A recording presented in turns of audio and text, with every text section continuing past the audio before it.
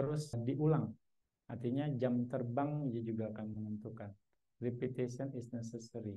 Sambil terus mengakumulasi kualitas-kualitas yang baik yang mana menunjang kemajuan dalam berbagai aspek. Nah, untuk menjaga apinya itu sendiri, yang tadi Bante katakan juga, kita harus punya banyak pengetahuan. Salah satu sumber yang bisa menjaga apinya tetap ada.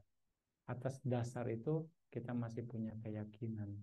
Setidaknya artinya kualitas-kualitas dari dhamma itu sendiri. Oh, menurut ini seperti ini. Oh, berarti bagus juga ya. Coba saya lakukan. Nah, itu pentingnya pengetahuan, pentingnya pengertian benar.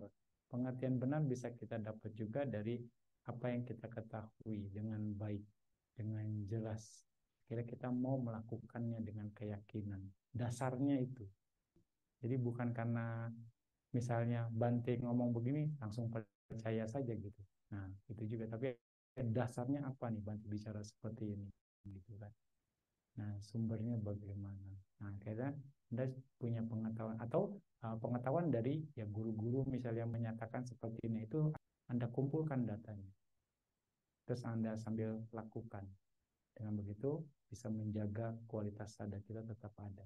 Sering juga Bante katakan bahwa kita belajar dhamma seperti pegang ular, harus pegang kepalanya, ya bukan pegang badan atau buntutnya. Ini Bante katakan lagi di sini. Jadi Anda praktek dhamma, praktek kebaikan, Anda ngerti, harus mengerti esensi dari praktek kebaikan itu sendiri apa, tujuan, maksud, dan manfaat dari praktek kebaikan itu sendiri apa.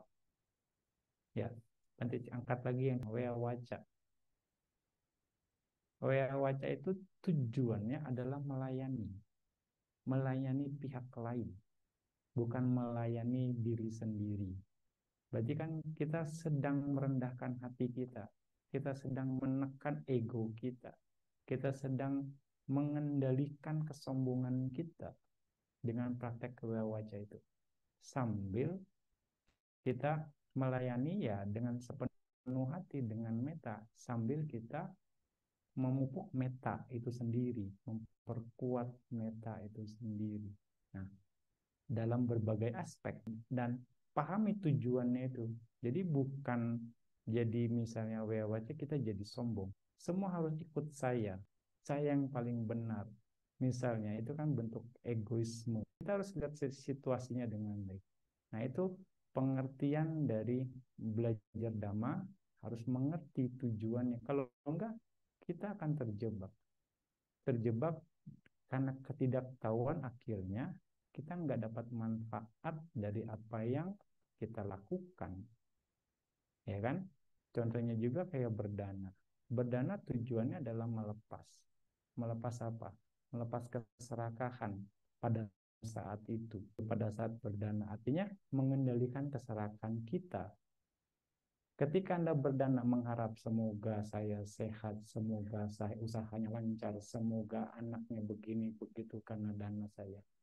Berarti kan di situ ada harapan, ada keinginan yang bertentangan dengan pengendalian kekotoran batin keserakan itu sendiri.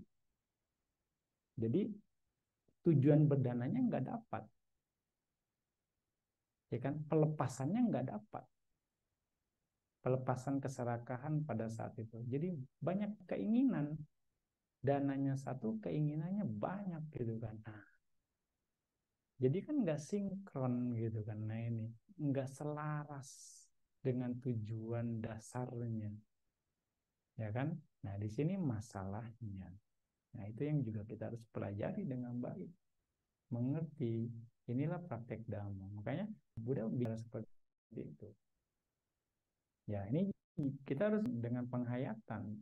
Tapi balik lagi, ada orang yang ngerti, ada orang yang enggak ngerti.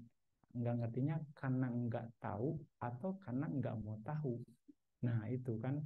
Nah, itu kan berarti tingkat kebijaksanaan seseorang berbeda. Ya sudah, gitu. Kita hanya melihat situasinya saja. Tapi ini Bante secara garis besar saja. Kira-kira seperti itu. Jadi kita harus mengerti. Ya seperti misalnya kalian juga jaga sila, terus juga meditasi, juga harus bisa mengerti. apa tujuan dari jaga sila dan meditasi itu sendiri? Untuk latihan, bentuk latihan pengendalian diri kan. Nah, itu yang harus diingat, dipahami. Jadi kepengendaliannya harus lebih kuat, bisa dalam berbagai aspek. Jangan, oh ya sudah lantai ujung-ujungnya masih butuh jana, bante, wajar, pembenaran deh. Gitu kan. Nah itu bahkan sedang dilatih gitu kan. Nah itu ya, ya. Ya kan, kira-kira begitu ya. Jadi harus mengerti apa yang kita lakukan.